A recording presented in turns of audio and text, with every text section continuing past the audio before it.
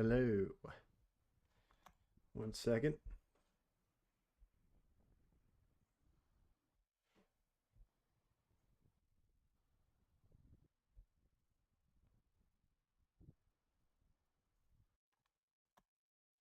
Like that right there, and then go over here.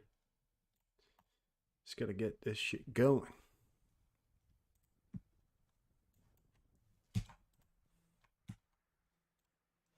Am I?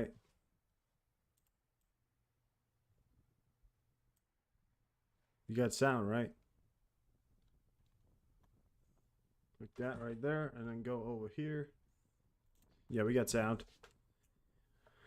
All right. Great, great, great. And post, and 1 second. Profile. And pin to profile. And do that, and that. And there we go. Welcome. Well, it's me. Well, Cactus. I'm the one who says welcome. You're the one who says hi. That's how it works. uh.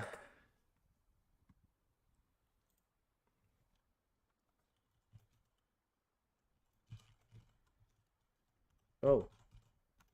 All right. Well, apparently we just have had some big earthquakes in the Philippines and the what's that, in the Indonesia. Holy shit. Well, see if I can find it. 1 second. Maybe I'll get it here. I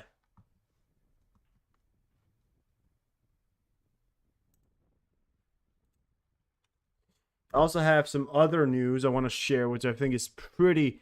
One thing I want to start off with here. We're gonna get off with the news here, so you get the premium accounts here. But apparently, as far as I understand, the Russians, and I had to tweet just a second ago. Give me a second here. I had to tweet just a second ago. God damn it. What was it?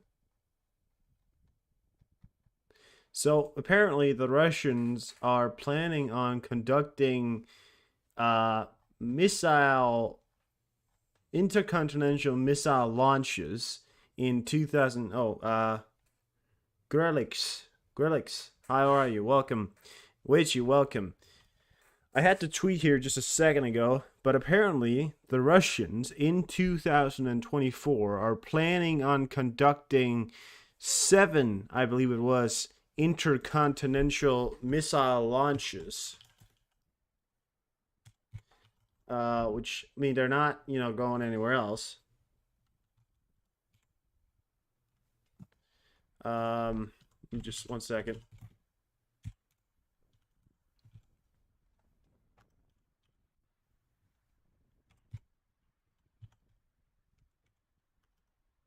Ninja missile.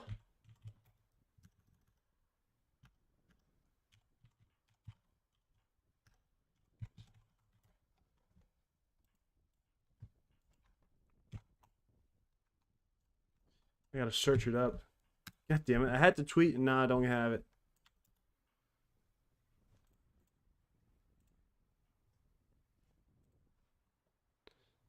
What?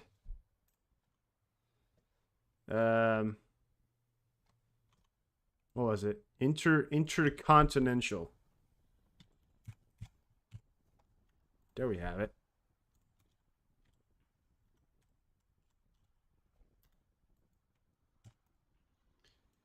God, I'm sorry. I know.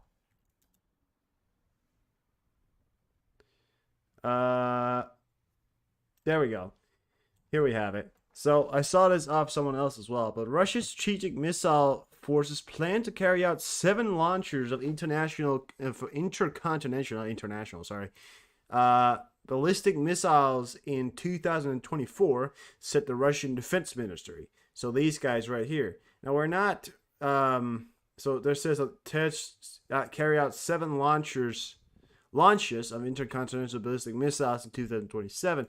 Sorry, 24. But I'm not aware, because apparently what they're saying here is it's going to happen. They're planning on doing it, right? But I don't know if they're planning on testing or if they're planning on actually doing it. And the thing is, when they say, like, they didn't give us a date, they didn't go like, oh, we're gonna do it this day. Obviously, they wouldn't do that. I mean, that's reasonable, but I mean that would be kind of giving away the surprise, right? But apparently, they are planning on giving away or sending 7 intercontinental missiles in 2024. Now, I will say it doesn't necessarily mean that it's going to land in Ukraine. Doesn't necessarily mean they're going to launch intercontinental missiles into Ukraine. Obviously, they would be with conventional warfare heads. I reckon that that they would be regular warheads, not nuclear. Yet they could be nuclear, and if they're nuclear, it would very likely be tests conducted inside Russia. But if it wasn't, then I mean it would be it would be conventional warheads, and they are still pretty big. I mean they're big rockets. Now, so we'll have to figure it out here. But you know, no matter what, that is a lot. I mean, and they are planning on doing it, but we'll have to keep an eye on that definitely. Moving on to the news here. You might be worrying about the title here, but we'll start reading it here in a second, and I'll get at you everything else here. Yes, Russia is planning on conducting some kind of help in Belarus by helping Belarus build nuclear missiles, but I'm not aware of what that is yet. But we're gonna start off with something else here, and we'll get to all that. So Olaf Scholz urged EU countries to step up support for Ukraine. The German Chancellor called the volume of arms delivered to Kyiv, the most EU member states have planned for this year, too small. He urged the allies to increase aid to Ukraine and decide on plans for this before the EU summit on February the 1st.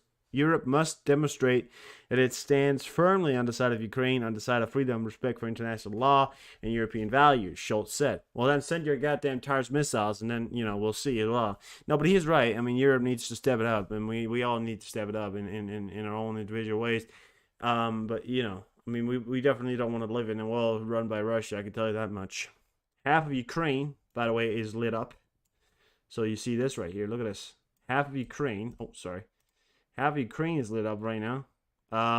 Throughout today and the last few days here, a lot of launches of drones and all kinds of stuff has been taking place, and well, it's not great. I mean, there's a lot of things going on in Ukraine that's not benefiting the Ukrainian population in any way. They're being hammered by drones, conventional missiles, but the Russian doesn't have a lot left. So, but we will definitely get to see that in a second here. 33,000 Ukrainian soldiers have now been trained via the UK-led Operation Interflex. The UK and its partners nations have been delivering the basic infantry training since 2022. Operation Interflex continues in 2024, as does the UK support for Ukraine.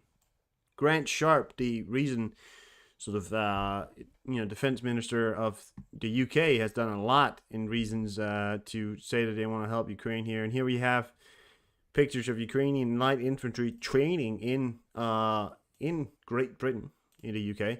Not aware where, but they are definitely, this is simulations that you can see they're kind of simulating the idea of what it would like to fight in Ukraine. And well, I mean, they're a lot better trained than what you'd expect the Russian soldiers to be trained. These guys are going to be very much trained in a very significant way that's going to benefit the Ukrainians a lot. Now, moving on to the title. It's a bit of a weird one, and there's a lot to read, but bear with me here. The Swedish authorities called on citizens to prepare for a war. That's right. The Swedish authorities has called on its citizens to prepare for war. This was stated by the Minister of Civil Defense, Carl Oskar Bolin, at the Folk och Försvar. So this right here means, so it's like basically people's, I don't know what this means, but I know this means defense. Obviously, I'm Danish and Swedish are very close to each other. So People Defense Committee. So People's Defense Committee. That's what this says. And his words are quoted by the government website of Sweden. Many people have spoken about this to me, but let me make it as an official person more clearly and clearly and clearly. Okay, he said it twice. A war may start in Sweden, said the minister. Nothing that he is trying to scare Swedish citizens. Commander-in-Chief of the Swedish Armed Forces, Mikael Bunden, commenting on the minister's words, said that all citizens should, at the individual level, prepare themselves for morally for war. Everything is serious and can get even worse for us, added Bunden. It is precisely because of understanding the possibility of war with the Russian aggressors that the Swedish provides assistance to Ukraine and most modern weapons in its arsenal. For example, the FH-77 Archer BWL-52 artillery installations of the Stridsvagn 122 tank JAS-39 Gripen aircraft may be provided to Ukraine in the future. The Scandinavians understand that the more they give to Ukraine, the more likely Putin is that Putin will be stopped in Ukraine, and that's true. So that's what I got for you. I mean, the factor is a bit of an overstatement saying that they have to get ready for war. But I want to clarify this as well. I mean, saying that you have to get ready for war is a bit of an overstatement. They would have to get through, Sweden, of course, is the only country not really part of NATO yet. It is part of NATO, or at least trying to. It's in the acceptance progress. It's getting there. Not yet partner though, but it is definitely getting ready for a potential war, which I think everybody should be getting ready for the potential war. I mean, you have to face reality now. I mean, if we don't give Ukraine what it needs, I mean, let's face reality. We're going to end up in a war against Russia. Now, I want to clarify as well. This war that we are going to end up in Russia with, it's going to be way in the future.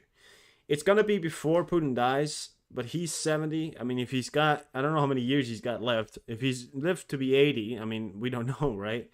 But, the man can live till he's 100, so, or more. And let's be honest, he couldn't, maybe the Russians will try and keep him alive. I don't know. But, he could live for a long while yet. And he, of course, that's 30 years, and if Ukraine loses, that means they gain parts of Ukraine, or they incorporate Ukraine into the country, which is very unlikely.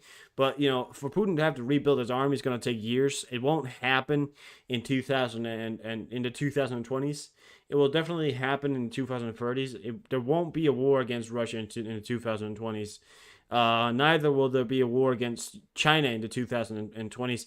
Very unlikely that there'll be a war, World War III or anything like that in the 2020s. I mean, we're looking towards the 2030s. The reason why I'm saying that is because you have to remember, the Russia right now is beat. I mean, no matter how many times people on the internet will tell you, oh, they're not, and Russia's beat. Russia has taken a big, massive fucking beating, and it is on another scale of like, oh shit, that's a beating right there. It's on another scale of beatings.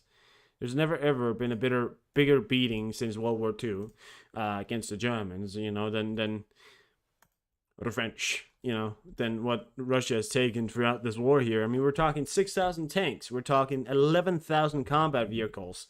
That's one category alone. 11,000 of the same vehicles, or not the same, but variants of a combat vehicle, APVs. Almost 10. I think it's 10,000. Almost 10,000 fucking artillery systems. Nick, welcome in. It's almost 10,000 artillery systems, if not at that point yet. 300 planes. I mean, 23 warships, one submarine. I mean, it's so insane. I've got the numbers right here as well. And this is the numbers they've taken as well. We're 11,000 warships. Isn't the concern that the West is going to stop this weapons? That's the main concern, Nick. That's definitely the main concern. I mean, they are thinking about it. The reason why they're thinking about it is because they think the Ukraine hasn't shown them results, which is ridiculous. And then we have all those pro-Russian leaders who are coming to power in all kinds of different countries because the handling of this war has gone so wrong. And now you're in the U.S. because everybody's getting so poor in the U.S. because the people, in this goddamn country can't figure out how to have welfare and, a state that actually provides, no offense to the Americans, but this is not me saying it. This is the Americans saying it. I mean, I'm not saying that the America is doing bad, but the Americans are saying America is doing bad. So it's hard for me not to say America is doing bad. you know, I mean, listen here again. Numbers: 329 planes, 325 helicopters. No one has ever taken this big of a beating since World War II. I mean, America has been a war with Afghan for over 20 years. They didn't take these losses. Not even a war that took 20 years in Afghan haven't taken as many losses. I mean, it's crazy to think. This is such a massive number to lose in what we call a short period, but it really hasn't been a short period. It's been 2 years now. The troop numbers as well is purely insane. 300,000 soldiers. It's on another level. I mean, Russia have taken a beating. I mean, don't get me wrong. Russia does have capabilities to rebuild its army, but it won't be at the same level it was before. If it ever was at a level to fear, Russia had an army before Ukraine that was able to fight off what we like to call the United States, which wasn't true. We thought they did have it, but they didn't. Before sanctions, Russia had an army that lost to Ukraine. So think about after sanctions, and then after sanctions, and sanctions continue, they would now try and rebuild their army, right? Russia would try and rebuild their army while sanctions, and then try and fight NATO. That's not gonna happen. Let's be honest. I just talked about it, Nick, here in a second. I mean, there's people in the Ministry of Sweden has called for the people in Sweden, the citizens of Sweden, to get ready for war. It's not really because they're afraid of one. They're afraid of a future war with Russia, and that's what they're saying. So it's a bit of a ridiculous thing, but it did happen, so I wanted to bring it to you. I mean, it's a possibility, but that's what I'm going through right now, saying that, listen, it's not going to happen, okay? We're not going to see a war with Russia. Okay, if they say sanctions and they have to rebuild their army from scratch, which is basically what they're doing now, they're basically rebuilding their army from scratch.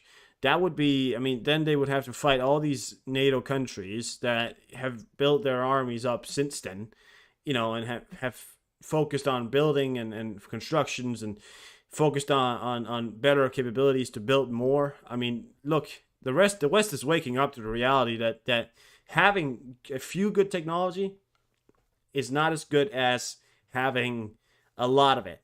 That's what the West is waking up to. In 30 years, 10 years, they're going to have realized that, and they're going to have massive production companies. I mean, that's no lie. That's going to happen in Europe, and around the world, in NATO especially. So Russia won't fight in NATO and won't defeat NATO. We have more numbers. We have more everything. So don't be afraid. This is pure propaganda coming out from these people in this, in these countries. It's this in these countries, Russia and all these people trying to make you think that we're gonna lose and all that stuff and blah blah blah, and that we're gonna end up in war with Russia. We won't. Okay, I don't know why people started buying into the idea of Russian propaganda. They never really learn. Anyways, moving on from it, an interesting headline came out today that said that Poland tried to obstruct investigations into the Nord Stream pipeline sabotage. The Nord Stream is the thing that it was right here. It was just off the coast here of Bornholm, which is a Danish province here, and it's just off the coast here, just next to Poland as well. And apparently the Polish has tried to obstruct the investigation. The article says that Warsaw officials refused to corroborate with the international investigations into the gas pipeline explosion, and also took extreme long to respond to the request and concealed key evidence regarding the alleged movement of saboteurs on the territory of the country. These facts are said to have given rise to growing suspicions about the role and motives of the Republic in the Nord Stream bombing case.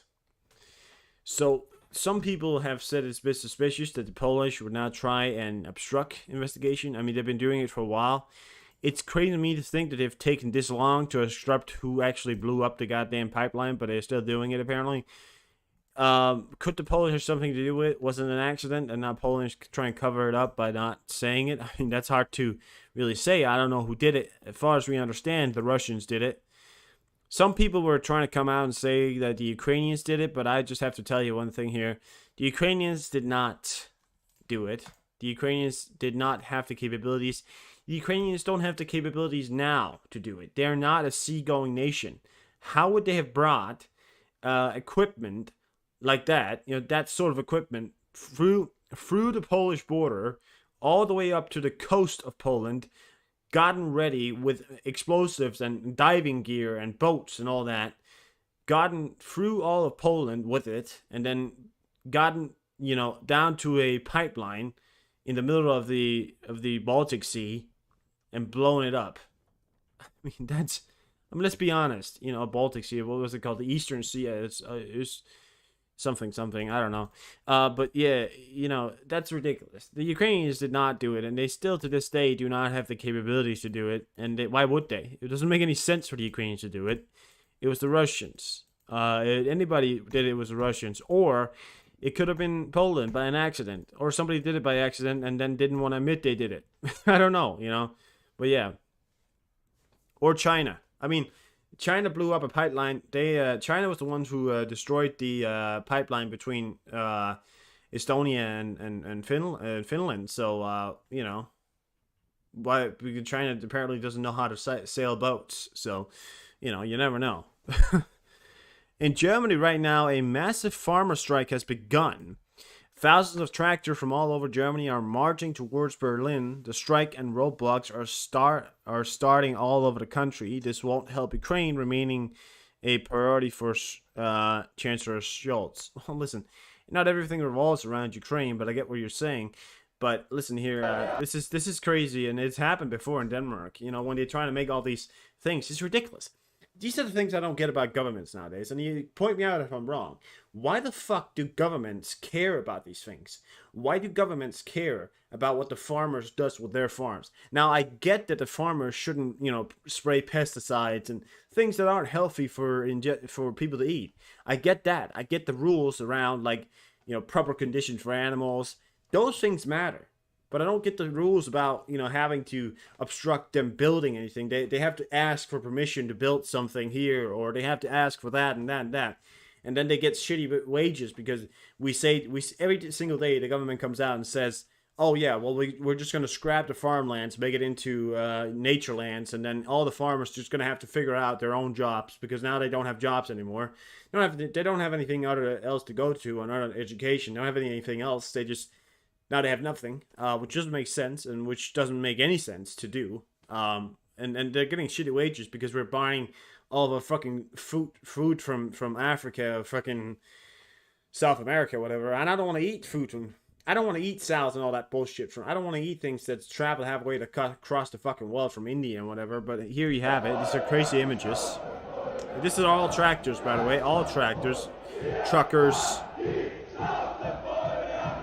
Massive show up, all that right back there is tractors as well. Hundreds of thousands of them as well. I mean, it's really a lot of farmers in Germany as well, around the EU. People don't agree with Schultz, I don't see why they should. I mean, why do governments care about these small little things? Which is they care about these budget cuts and all these things, but they don't care about the overall willingness of their countries, apparently. I don't know. Anyways, doesn't matter. Well, it matters, but, France can supply Ukraine with another 85 Scalp EG cruise missiles in addition to the 50 previously transferred missiles, El Fergo reports. Look at this. These missiles back here, big boys. Great missile systems. One of the only things that France is good at. Sorry. They might be supplied to Ukraine, by the way. They might actually go to Ukraine, which is great for Ukraine. And they've already used them once, many times, like 50. If they got 50 of them, I don't know if they've used them all, but France is planning on transferring 85 of them, which is a significant number when you think about missile capabilities. And 85 of these can do some bad damage, so that's pretty good. Big up France, great time. Moving on to some Pope Francis news here. The Pope Francis calls for surrogacy, which is like pregnancy, but I don't know. I'll read it. to be banned worldwide in an address to foreign ambassadors accredited to the Holy See. Francis said that the surrogacy, I don't know how to read that. What's that? Surrogacy grossly violates the dignity of a woman and child, commercialize pregnancy, and turns the life of an unborn child into an object of trade. The pontificate proposed banning the practice worldwide. However, the Vatican doctrinal office has made it clear that the same-sex parent using surrogate mothers can baptize their children. Oh, so I guess the idea of, not artificially, but I guess the idea of, so if you don't know, if you don't want to have, I guess like sperm banks, those things, you can have a child without having a father there, or you can have an anonymous father. Apparently he thinks that grossly violates the dignity of a woman and a child. Object of trade, or as far as I understand, I don't know. Is that what I'm talking about? Maybe I should have looked the word up, what it means. See, I didn't have time for that. Well, I probably did, but I've been doing it right after. What's that? A process in which a woman carries and delivers child for a couple of. Oh shit, that's right. So it's when a woman carries a child and then sells it off to someone else. To another mother. But if there's a woman that can't have a child, sometimes they ask another woman, they buy it from another woman instead of adopting or stuff like that. So it's a biological child. It's their husband's. So it's the husband's. It's her egg. It's her egg. And the husband's, things. But inside someone, it's a really gross topic, but Pope Francis, it's news, so that's what it is. Apparently Pope Francis doesn't like that. A lot of people have problems with that. Now that I remember what it is, a lot of people have trouble with it. It's illegal in Denmark, by the way. It's legal in Ukraine, and I actually saw a Ukrainian woman. She actually did it just some days ago here. She actually she actually earned a lot of money from it. Now, I do get what Pope Francis says, that it monopolizes them, but does these things matter? I mean, listen, I get the factor that they're like, this should be illegal, but listen, I don't think so, because I think if it's an agreement between the two people and not something forced, I think, I mean, I get the idea that the child, but it's their child, it's their biological child, but just born, just another woman that had it, that gave birth to it. So it's not even their child. It's not even the woman that gave birth to his child. It's actually the mother's. Well, you get it. You get it. Anyways, doesn't matter. The French Prime Minister Elizabeth Borne resigns presidency. The Prime Minister of France has resigned. Uh-oh, bad news for Macron. He's going to have to find a new one. No, it's not. Probably going to be all right. Zelensky. Let's watch some Zelensky together here, shall we? We're going to have our daily dose of Zelensky here. A 4-minute video here today. So have fun watching this, and we'll be right back after. Бажаю здоров'я, шановні українці, українки. Короткий звіт за цей день. 3 міжнародні розмови сьогодні. Спочатку емір Кувейту. Я подякував за підтримку незалежності та територіальної цілісності нашої держави. Розповів про ситуацію з російським терором, про постійні ракетні удари дронів по наших містах і селах. Запевнив, що попри все, Україна залишиться одним із донорів глобальної продовольчої безпеки та загалом стабільності. Ми незмінно підтримуємо міжнародне право і цінуємо усі зусилля партнерів, які допомагають нам, і таким чином власній безпеці. Говорив сьогодні ж з королем Бахрейну. Звичайно, значна увага захисту базових принципів міжнародних відносин, питання стабільності. Я подякував за участь представника Бахрейну в попередніх зустрічах щодо формули миру і запросив взяти участь в новій зустрічі, що планується вже незабаром в Давосі. Вже ввечері сьогодні говорив з еміром Катару. І особливо вагомою для мене була тема звільнення наших полонених. Посередництво Катару, лідерство цієї держави вже довело свою результативність, і я вдячний за готовність і надалі співпрацювати, щоб повернути додому з російської неволі більше українців і українок, дорослих і дітей. Звичайно, також обговорили і роботу щодо формули миру та організацію майбутнього саміту миру за участі світової більшості. Подякував Катару за підтримку нашої гуманітарної ініціативи «Зерно з України» і загалом зусиль щодо захисту мирної навігації у Чорному морі. Те, що ми відновили рух цивільних суден Чорним морем, попри усі спроби Росії заблокувати цю акваторію, доводить, що ми можемо захиститись і від усіх інших проявів російської агресії проти нашої держави, проти нормального життя усіх держав світу, що цінують життя і людей. Провів сьогодні нараду щодо нашої подальшої міжнародної роботи. Цей місяць буде насиченим з точки зору нашої зовнішньої політики. Багато кроків буде, я впевнений, зможемо посилити нашу державу, нашу ППО, нашу роботу з партнерами щодо дронів, а також щодо санкцій проти Росії, як тих, що вже застосовані. Життєво важливо ліквідувати будь-які можливі схеми обходу санкцій. Працюємо і над новими санкціями. Архітектура тиску на Росію має зміцнюватися. Ще одне пріоритетне завдання – наблизити реальні рішення для використання в інтересах України згодом конфіскації російських активів для відновлення справедливості. Терорист повинен платити найбільшу за шкоду від терору. І Росія заплатить. Зараз в 3 областях України ще тривають аварійно-рятувальні роботи після ударів російської армії. Донеччина, Херсонщина, Хмельниччина. Я вдячний усім рятувальникам, поліцейським, працівникам комунальних служб, хто задіяний. Сьогоднішній ранок знов, на жаль, почався із масованої ракетної атаки. Харків і область, Запоріжжя, Кривий Ріг, Хмельницька область. 45 людей постраждали. І станом на цей час відомо про 4 загиблих. Мої співчуття рідним та близьким. Держава-терорист неодмінно відчує нашу відповідь. Я дякую усім в світі, хто допомагає Україні. Я дякую усім в Україні, хто дбає про ближнього і про всю нашу державу. Слава нашим воїнам! Слава Україні!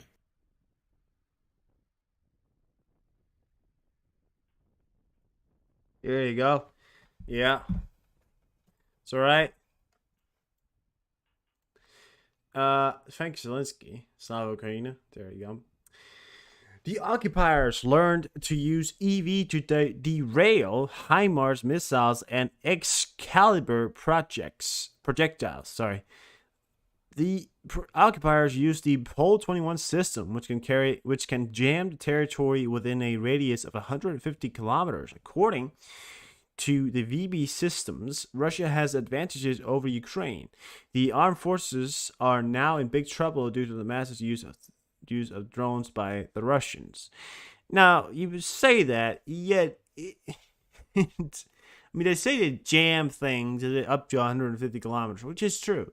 And of course, the Russians, they have these systems. I mean, these old systems. I mean, Pole 21 is it's a solid system, and it does have a jam signal. But yet, I wouldn't say it's one of those impressive things. I don't have a lot of knowledge about it, but as far as I understand, they have very few of them, and they have Ukraine's actually destroyed one of them, before. So if they turn it off, they got the location of it. Ukraine's very good at destroying those things.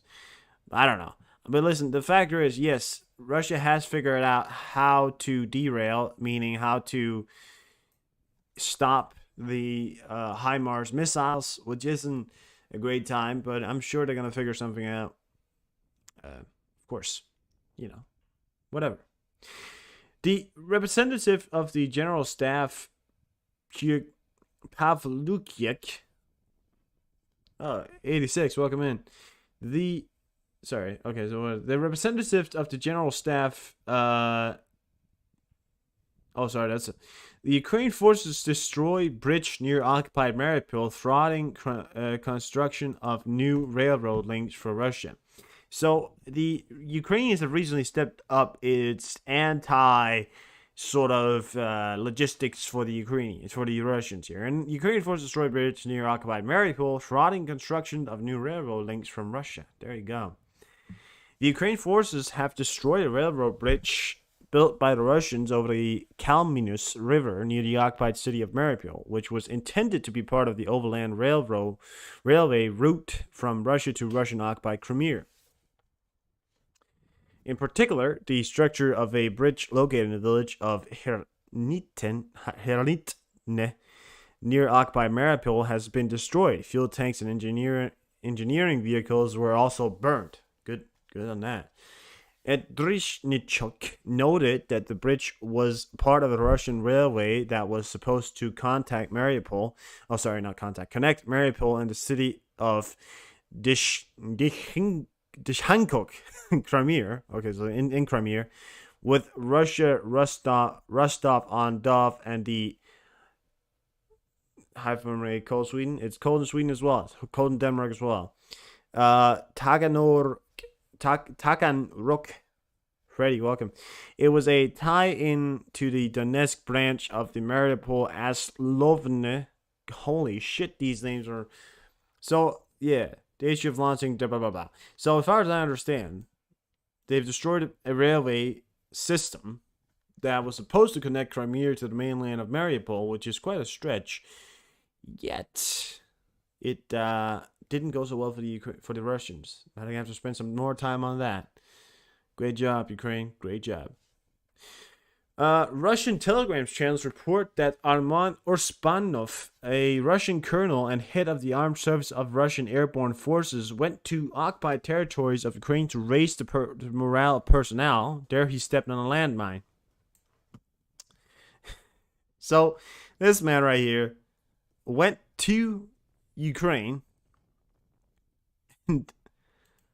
and went to the occupied territories of Ukraine, talked to the personnel because he wanted to raise their morale. When he got there, he stepped on a landmine and died. That is what you get when that's what we call karma. So, have a good time wherever the hell you end up. Probably hell. A Ukrainian volunteer reports the next batch of American LAVR Titan DS armor vehicle based on the Ford F-50 550 has arrived in Ukraine. Titan DS are intended for active combat operations. Titan DS armored withstands free hits from M16 rifles caliber 5.56 from a distance of 10 meters. Up to 8 people can sit in the car at the same time.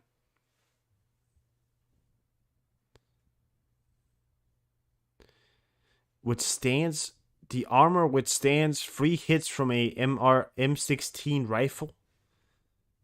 What the fuck? I mean, I get the factor that this is like a great vehicle and it's durable and it's great, but it withstands the free hits from an M16 rifle caliber 5.56 millimeter.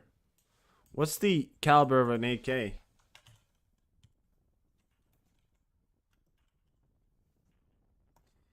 That's 7.62. An AK-47 caliber is 7.62. So what the fuck is an M16 rifle? What the fuck is this armor? So as well as a distance from a distance of 10 meters up to 8 people can sit in the car at the same time. So if you're standing conveniently 10 meters away, not any closer, and you're carrying an M16 rifle with a caliber of 5.56 millimeter, then this car can withstand free hits of that. Wow. That's just impressive, is it not? No, it's not. But there you go. It can't withstand. So what it can't do is withstand an AK-47 round, which carries a higher caliber. So what good it's going to be, I don't know. But, yeah. In greater news, despite that, the Ukrainian military intelligence (GUR) received 100 gigabyte of secret data about the military equipment of the Russian army, worth 1.5 billion. It was colder in yeah, it was. I mean, I don't live there, but it is getting cold in Denmark. So 1.5 billion. Here you go. So the Ukrainian military intelligence received 100 gigabyte of secret data about military equipment of the Russian army, worth 1.5 billion dollars. That is, the data was obtained by the Russian company Special Technology Center, which produce military equipment and wartime equipment, in particular the OLAN UAV of various modifications, a number of EV equipment, and other military products. The array contains documents of the 194 numerical units, drawings, specifications, pattern, software, etc. There you have it. They got a picture of it as well. But yeah.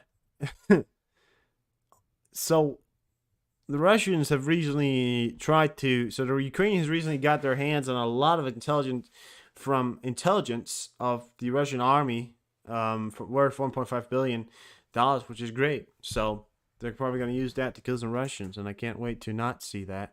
Wait, no, I can. I would love to see that. I love to see that, yeah. Hellgates, it's never more dangerous on the Eastern Front as Russian armed forces advance, New York Times citing Ukrainian military officials. So Ukrainian military officials have come out lately stating that the conditions on the front line is getting quite dreary. Now, oh, David, welcome. Now, I have stated this before, and I've said this before. I'm not denying the factor that the front lines are quite dangerous. I've said it before. I'll say it again. It's dangerous. It's not easy work. But the fighting between Ukraine and Russia is like a game of ping pong with a piece of land constantly being reclaimed. Yeah. Russia uses a FPV kamikaze drone, is forcing the armed forces of Ukraine to abandon equipment and operate on foot. Russian tactics include paying drone sounds to mislead Ukrainian soldiers and force them to reveal their positions. With ammunition shortages, the Ukrainian armed forces are often use drones instead of artillery, but many drones are lost due to jamming. The Ukrainian forces are suffering heavy casualties, according to soldiers. Almost everyone has been wounded or miraculously saved in recent months. We don't have enough people. We have weapons, but not enough people.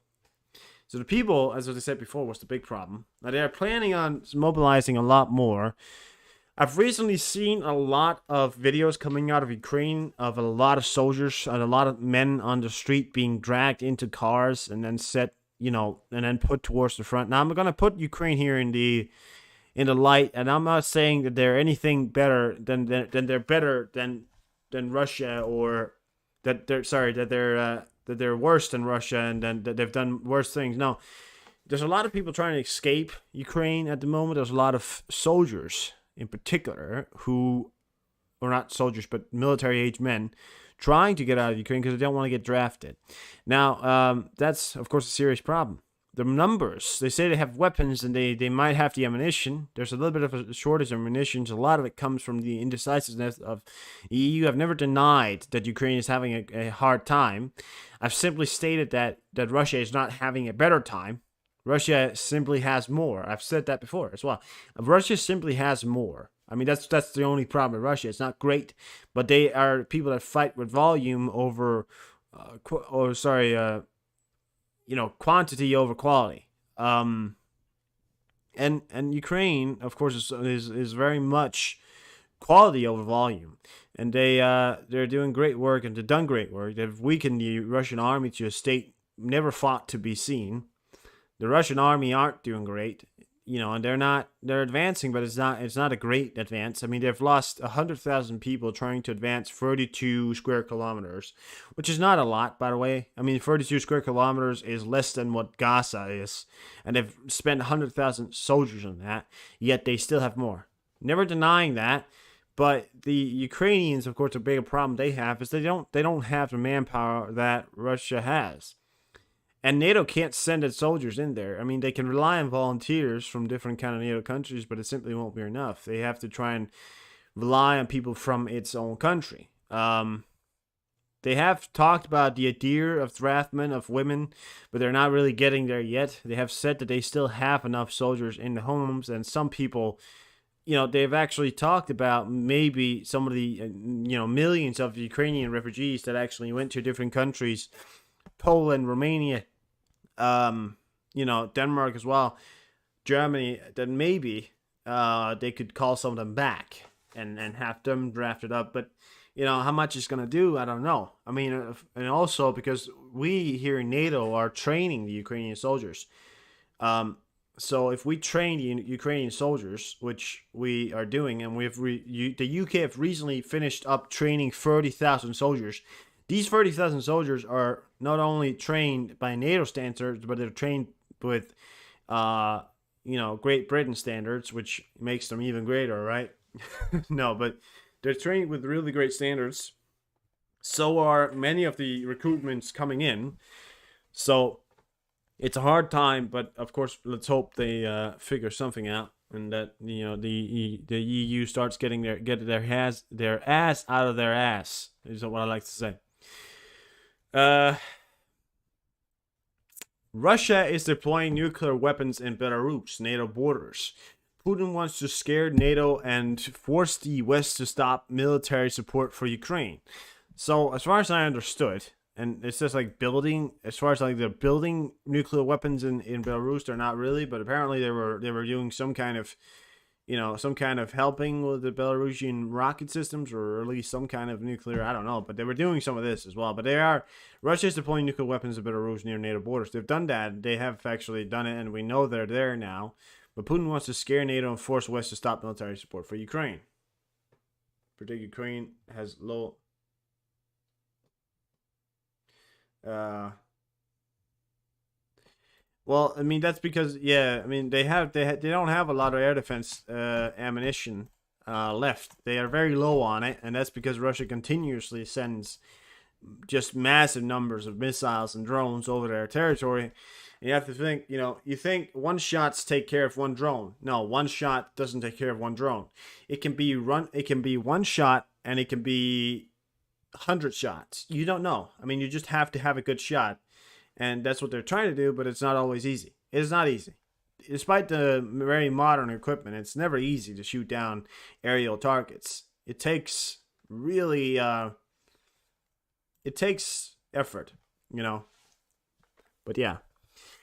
So the latest UK intelligence update. In late 2023, Russian politician claimed that the Soviet counterintelligence CI organization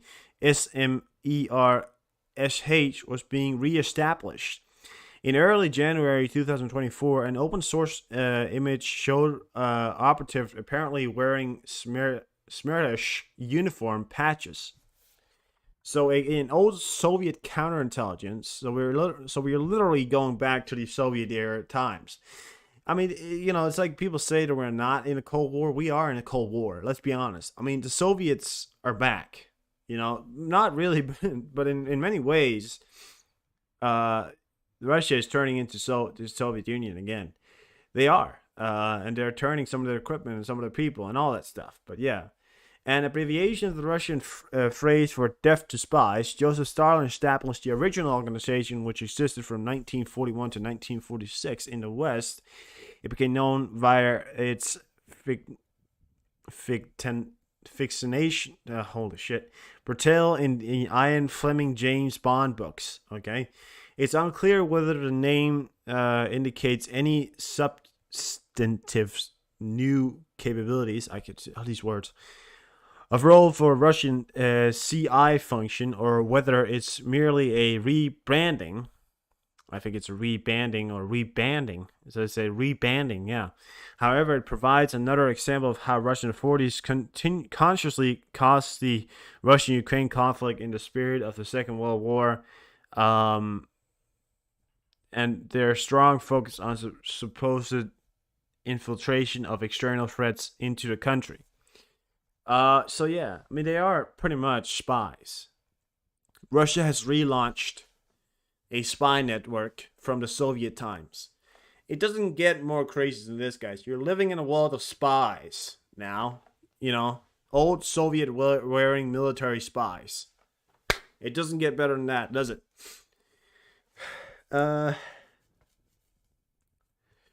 However, I want to bring this to you. As far as we understand now, because of some leaks from the said 100 gigabyte stockpiles of data, we also understood that the Russian estimated missile stockpile as of January 8, 2024 is 74 conventional ballistic missiles, 190 Iskander M ballistic missiles, 134 X-101 cruise missiles, 184 caliber cruise missiles, and 104 Iskander K cruise missiles, and 140 Kh-22 Soviet anti-ship missiles. So 128 long-range missiles in total. That's what the Russians apparently have left in its estimated missile stockpiles. 128 long-range missiles. Of course, they could make more, but the guidance systems on these ballistic missiles and the cruise missiles are things that are lacking. And 128 is a lot, but it's not a lot compared to just how much they used to have. It's not a lot. Trust me. I mean, 128 in terms of military, in terms of just how massive Russia is and how massive it wants this conflict to be. 128 is not going to cut it for very long. A wind gust fell a turbine in Odessa. A wind turbine, fell over in Odessa region earlier today here, so you can see. It's one hell of a wind gust. It literally broke it in half. It's a big thing. It literally broke it in half. It's just that's literal metal right there, just folded upon itself. It could be because it broke it in half because of a wind gust, or it could be because it was poorly built, but we don't know. It doesn't look poorly built. It looks properly built, but could be problems with the construction. You don't know. Russian most often launches missiles at Ukraine from the Caspian Sea due to the fears that they may fall on their territory of Russian Federation. Sometimes missiles lose their radar link to their target, self-destruction are activated. Sometimes they fall in different places than planned. That is why Volgodnosk and the Caspian Sea region are the most frequent places from where the Russians launch missiles, said Yuri Inat, the spokesman of the Air Force of the Armed Forces of Ukraine, on the air of the telephone. As far as I understand, Russia recently actually shot a missile into its own occupied territory. That was yesterday. The Russians dropped a bomb on their own territory. Previously, the Russians have dropped bombs on its own territory. From cruise missiles have been also hit Russian territory and has also hit occupied territories. It's very little amount of the Russian equipment that's actually failed tested. The thing you have to understand, the fail rate of a Russian missile is 60%. It's probably higher nowadays because they're not properly taken care of, and they don't have, like the U.S., for example. The U.S. has like a fail rate of 2%. You don't accept missiles that have a fail rate over 2%. The Russians, they don't care. They just have a missile and they hope it works. But it can have a fail rate of like 90%, and they still use it, even though it smashes into their own forces. They don't care. They don't care. That's the Russian mindset. They don't care. Middle Eastern news. A top Hezbollah commander, Wissam Hassan Tao, was killed in a roadside bomb attack targeting his car in southern Lebanon today. Tawil was the brother-in-law of the head of the Hezbollah, Hassan Nasrallah. Here you have it, guys. The brother of the Nasrallah, the head of Hezbollah, the guy we saw holding those speeches, the guy with the beard, the head of the Hezbollah terrorist organization operating in Lebanon, was killed in a roadside bomb attack targeting his car in southern Lebanon. Nasrallah must be furious. That he is. Here's a picture, actually. So you can see the car kind of came up, bombed or whatever happened. Something definitely happened. Caused it to swear off into the goddamn wall or whatever that is there. And that was the car he sat in, completely destroyed. He's dead. Is Nasrallah going to do something about this? We'll see, but holy shit, guys, holy shit. Our troops uncovered the largest weapons production sites. This is the IDF troops uncovered the largest production site of weapons since the beginning of the war. Where did Hamas position it? In Boujet, a densely populated civilian area in central Gaza. Here are some other things we located. Components for long-range rocket capable of reaching northern Israel, underground long-range rocket manufacturing facilities, explosives and mortar shells accuracy enhancers, tunnel shaft reaching approximately 30 meters underground, light weapons, and UAVs. Picture of it here. So these are long-range missiles. You can see that those are long-range missiles. So that's as far as I understand, probably. Short range maybe over here, but they definitely have a lot of missiles. And the funny thing is, you know where they stored these poorly built, very unstably built missiles? They stored it underneath one of the most populated areas, densely populated areas in Gaza. Not like to the side, not like out towards the field. No, inside the city. That's where they stationed it, and it's one of the most densely populated civilian areas in central Gaza. Again, Hamas just coming out of the gate being just amazing people, you know, just great people. The Israeli army is blowing up more Hamas tunnels in Khan Yushin, huge explosions. This right here is a great video. As far as, you know, as far as the explosion goes, look at this shit right here. This is apparently right on here. This is in the southern part of Gaza, which is where the Israelis are also fighting. Here you have a video of something blowing up.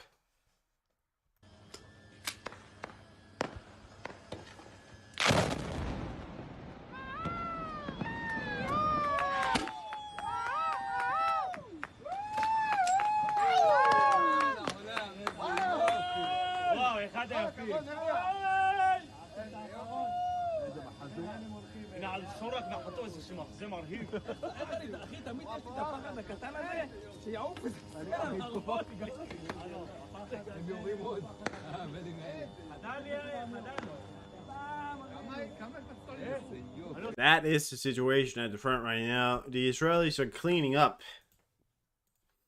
You can see it right here.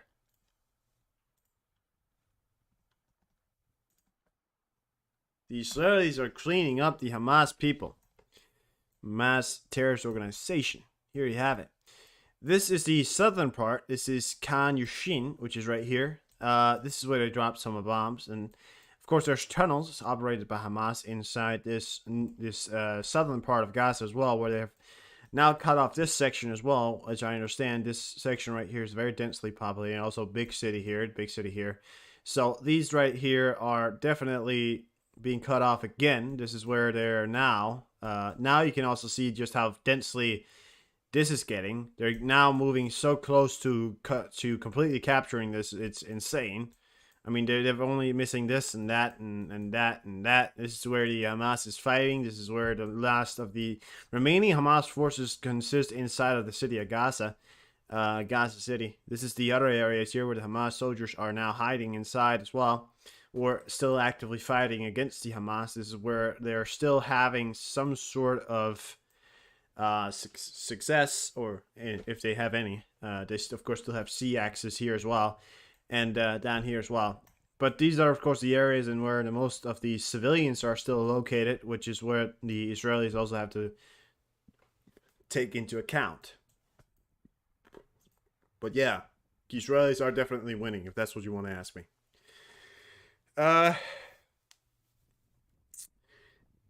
It's time to act. Joe Biden calls for a U.S. aid package of $60 billion to Ukraine. $60 billion to Ukraine could go a long way.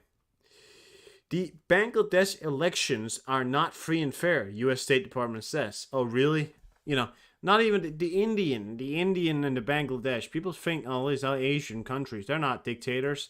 if I've ever seen any country, any continent in the whole goddamn world, if there's more dictators per country, it's in Asia. I mean, it's serious. There are dictators. Yeah, Africa, for example, has a lot of dictators, and Asia has a lot of dictators. That's the biggest dictators are in Asia and Africa.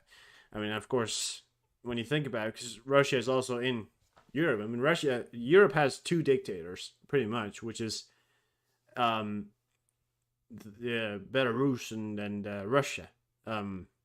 Yeah, so but the Asia has a lot more, which is crazy to think about, but they do. Uh, so I didn't want to talk about this, but I'm gonna do it anyways. The Sky News has reports that a sex tape has allegedly been taken of Prince Andrew, Bill Clinton, and Sir Richard Branson by Jeffrey Epstein, court documents have revealed. So not only is Bill Clinton on his second sex tape, we all know the first one with "I didn't have sex with that woman," you know. Sir Richard Branson, which I don't know who is. I don't know who that is. And this is apparently somebody who's part of the British royal family, right? Yeah, the British royal family. The Prince Andrew, part of the British royal family, was on the Jeffrey Epstein island. Apparently, he has a sex tape. Now, I'm not aware if it's with an underage girl, but I don't hope it is. And if it is, holy fucking shit, I would fucking kill that motherfucker. I mean, Jesus Christ. This whole Jeffrey Epstein thing, I didn't want to talk about it because it's fucking ridiculous. Just how big it is,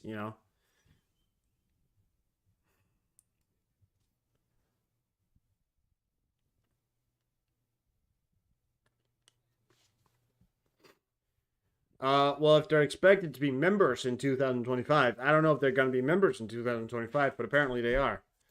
Um,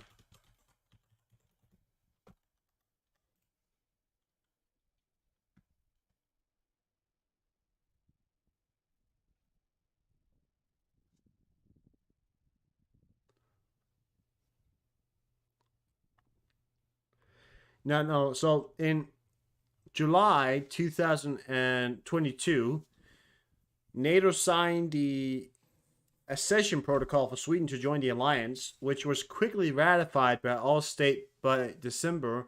While it has not yet received the ratification to be an official member, it has been described as worn into the alliance in all but name. I mean, they could be, so it's not in the name, but they definitely have sort of a military alliance. But I mean, they're not in NATO by name, but they probably could be in NATO when you think about it, like with their army. But yeah, I mean, in either way, Sweden deploying troops to Latvia doesn't seem unlikely. But in 2025, they're planning on being members in 2025. That would make sense. That would make sense. Uh, I'm growing concerned about widespread power outages from millions of people on Tuesday and Wednesday. Trees and power lines will not match for the southeasterly wind gusts of 50 to 70 miles per hour. Western and northern New York in particular do not often get such strong southeasterly winds. Since the strongest winds typically come out of the west of Lakes Erie and Ontario, so trees are not used to being bent in this direction. On top of all this, a serious flooding threat will unfold, similar to the one the week before Christmas. Heavy rain on top of fresh snowpack will undoubtedly lead to flooding. Widespread, likely possible. So there's widespread fear of a very massive wind gust follow along with flooding, following along with massive windfalls in the parts of Philadelphia and the parts of the east, southeast, only here, but definitely New York is going to be very heavily affected. Boston, Portland, Bangor, is how you say it? Bangor, I don't know. Buffalo and Erie and Burlington, very likely. All these cities within here. But yeah, I just want to bring it to you here. This is from Fox Weather. Very likely a big gust of winds here, and I think I was gonna watch that in a second here. Don't worry, but yeah, first, before we go on to watch the news for the America for a country which I don't live in, uh, I don't live in America, but apparently I like to watch the news and warn the people. It's just call me crazy, but this right here, ladies and gentlemen, is the first Samsung transparent micro LED screen at CES 2024. 2020. Yeah, 2024. That's right. It's transparent. Look at that. That's crazy. Like how? I don't get it.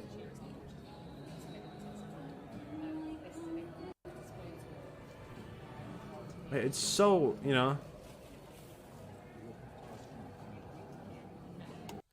it's so crazy that we've gotten to the level of technology now. Transparent screens. I never thought I was going to see it. But now we have it. Transparent screens. What a day.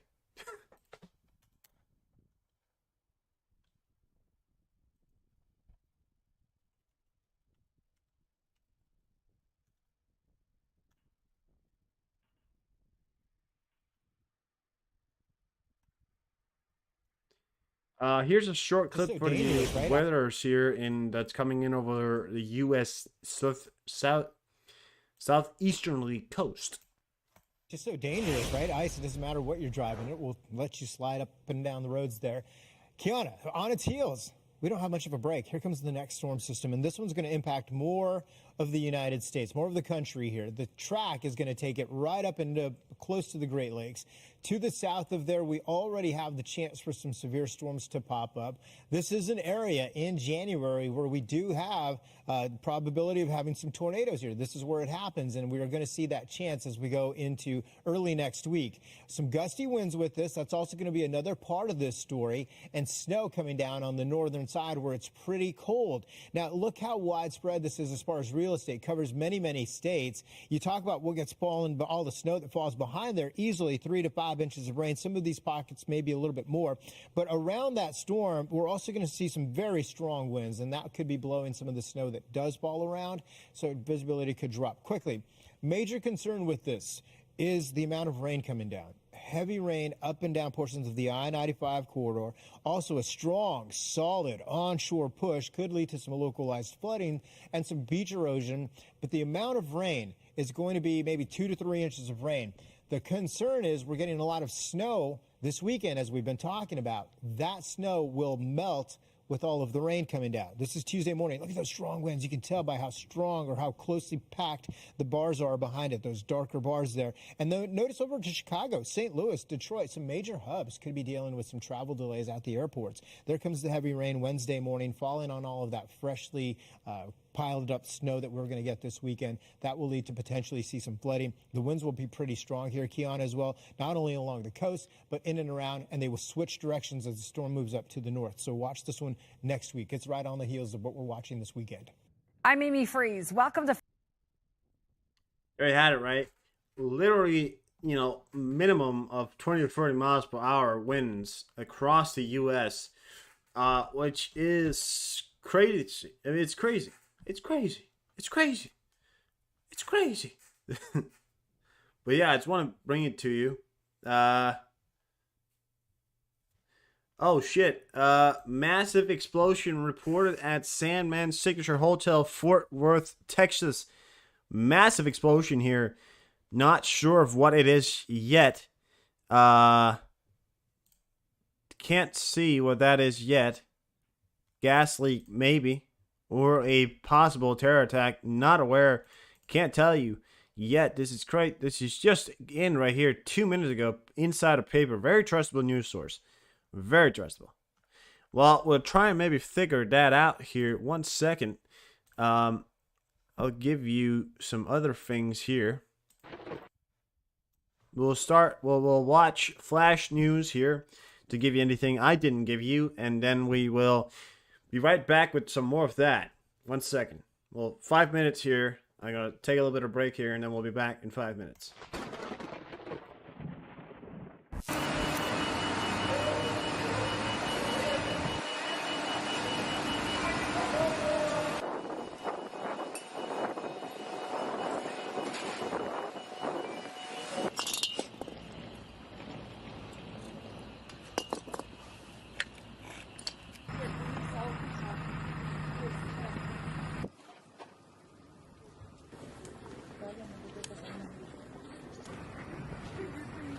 давай, сейчас.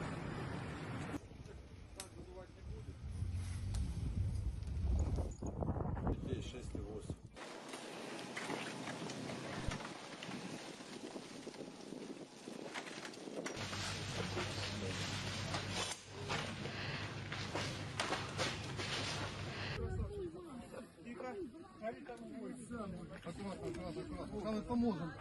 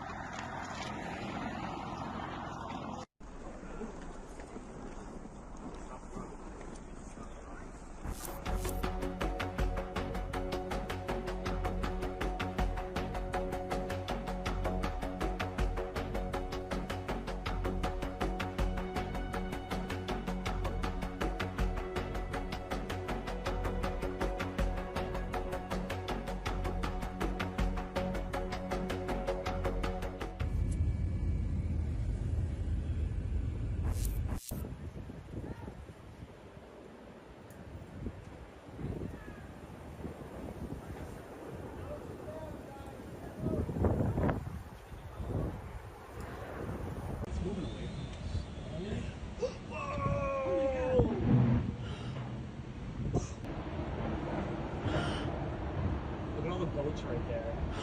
Oh my god, this is so scary to watch.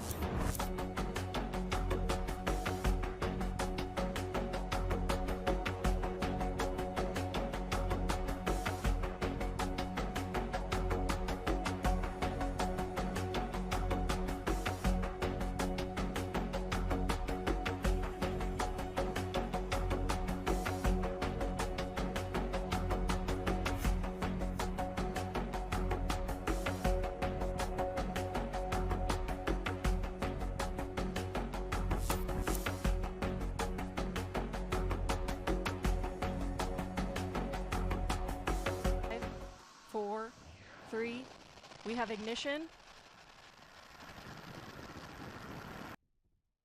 A what? A what? A memorial plate with the Ukraine flag was sent to the moon. We have ignition. Wow. Talk about, you know, sort of showing off. Liftoff of the first United Launch Alliance Vulcan rocket, launching a new era in spaceflight to the moon and beyond.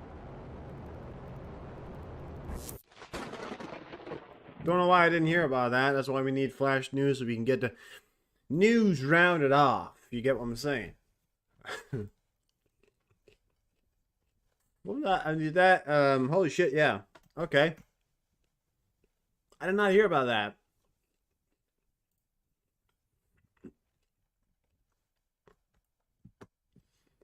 Also, today, a magnitude 6.7 earthquake hits off Philippines, USGC reported.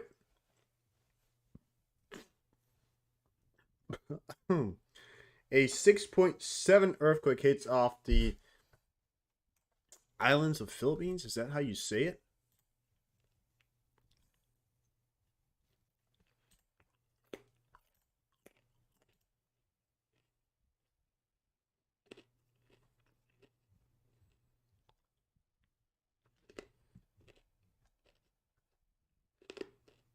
And a 6.8 strikes Kubalan, Thailand, Indonesia, and a 7.0, 7.0 earthquake hits Sarangani in the Philippines. Again, telling you this before, worldwide earthquake notifications have been put out. The world's changing in front of us. I said, I tell you what, it is.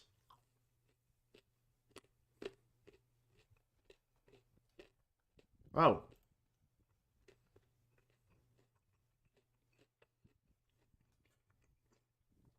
Don't tell me it's not. Umarov. More than 260 million in violation discovered at Defense Ministry. Internal audits and investigation at Ukraine Defense Ministry over past 4 months have uncovered more than 10 billion, which is equal to $260 million in violation committed previously. Defense Ministry Rastam Murov announced on January the 8th. Still some corruption going on there, but we knew that.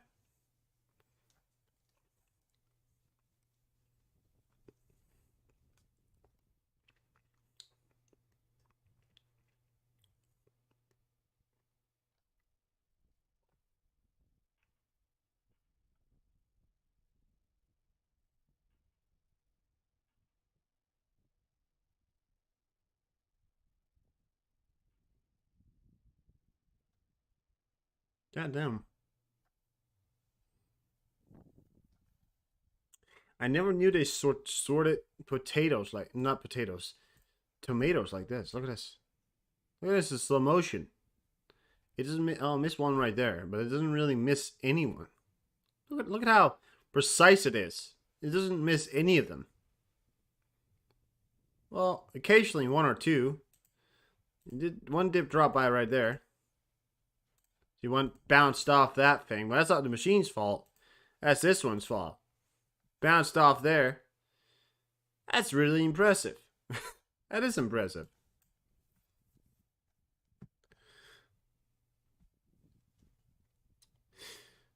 Deep state. Let's go on deep state. I'm sorry, I don't have much more for you. Let's go sit here. Say that. I don't have anything more. What I've got now is this. Nothing here.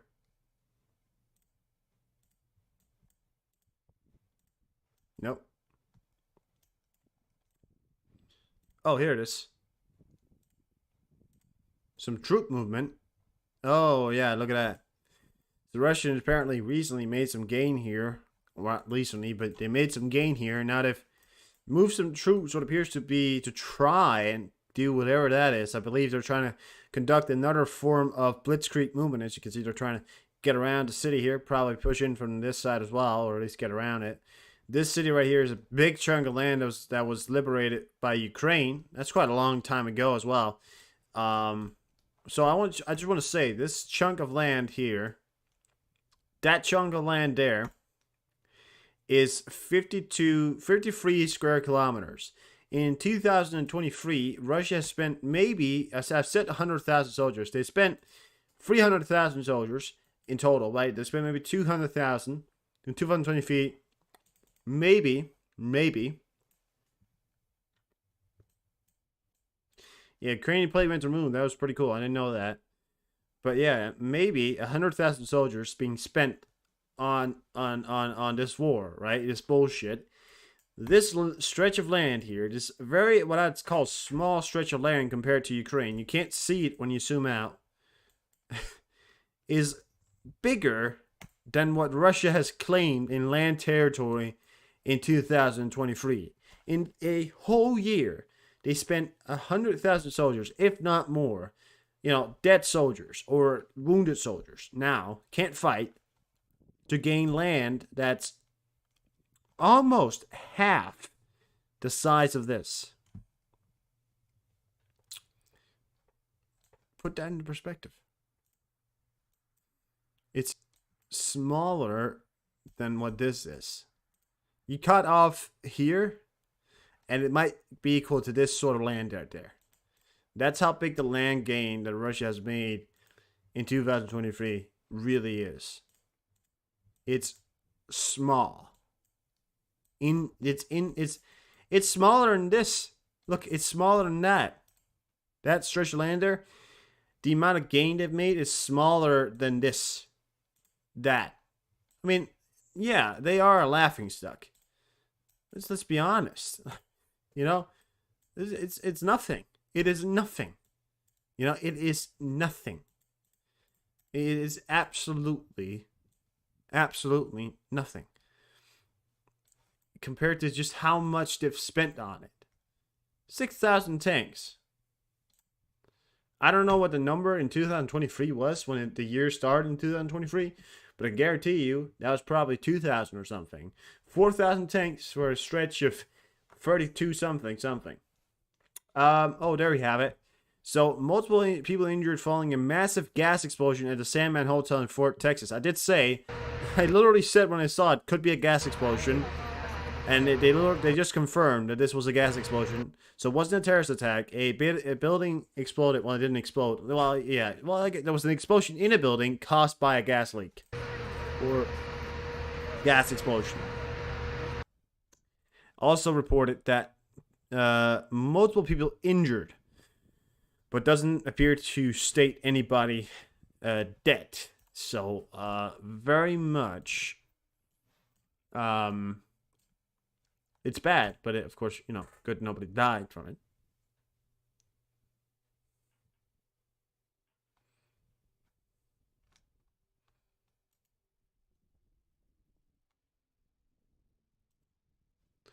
Look at this.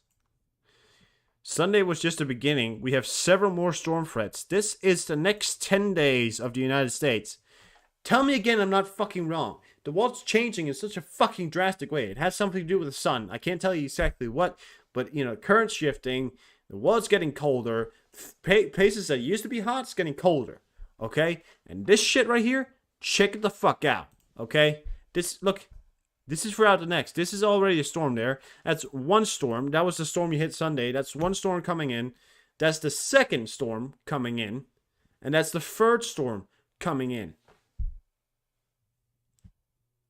And what appears to be a little bit of start of a fourth of there. But 3 storms, or 3 currents, or whatever you want to call it. But not the next 10 days is going to expect to hit the United States. Can't fucking sit here and tell me I was wrong. I'm never wrong. Only sometimes. But I'm never wrong about the real stuff. It's crazy for you, right? And that's what I've been saying. Places that used to be warmer is going to get colder. Okay? I've been saying it. People said, well, you're mad. I said, no, I'm not. Take a look at Denmark. Denmark used to be hotter. In January, it's not normally hot, but it's hot. It's hotter than it is now. We're not in freezing. Right now, Denmark has hit record low degrees. Norway, a few days ago, hit its highest record of, minus degrees ever. it was down in the 23 minus degrees. Sweden had an areas that hit 40 minus. In Russia, it is so fucking cold. I mean, it's in areas of Moscow.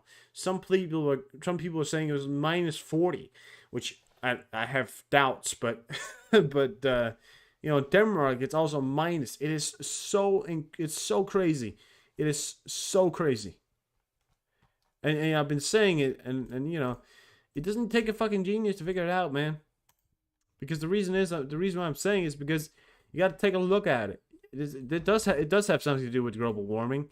It also has something to do with the ice smelting, pushing the warm currents away.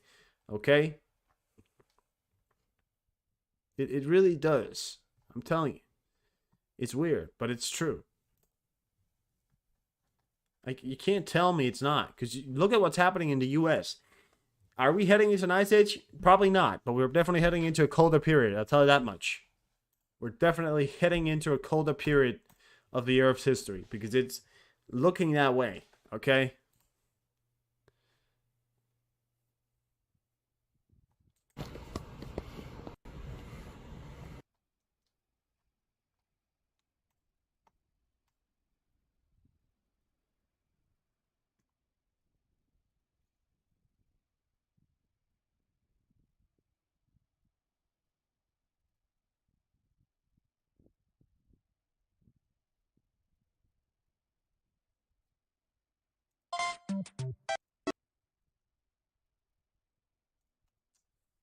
Can't tell me I'm wrong.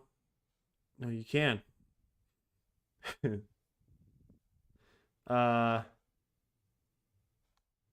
Offer citizenship. Land or blood? Colombia. Right.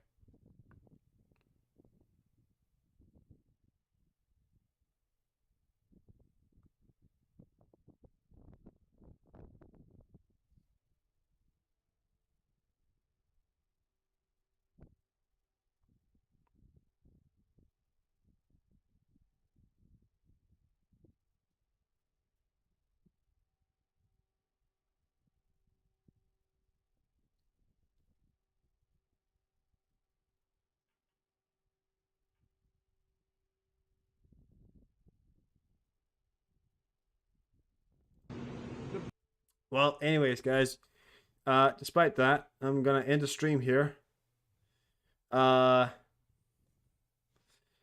Thank you for stopping by. Thank you for being here today. Thank you for listening to my crazy words, and I will see you tomorrow for another lovely stream. And don't forget to like and subscribe or whatever the fuck it is people say. Don't forget to follow the Twitter for more up to current information. And stay safe out there, especially in the U.S. There's going to be a lot of storms heading in over the U.S. For next 10 days. There's going to be a lot of storms coming in over. It's going to be very dangerous. There's going to be a lot of high winds, especially towards New York. And also across the U.S., there's going to be slow snowfall, so be careful. Roads can be very slippery during the snow, so be very careful when driving cars and all that. And I will see you tomorrow. Thank you so much for watching. Goodbye. Goodbye.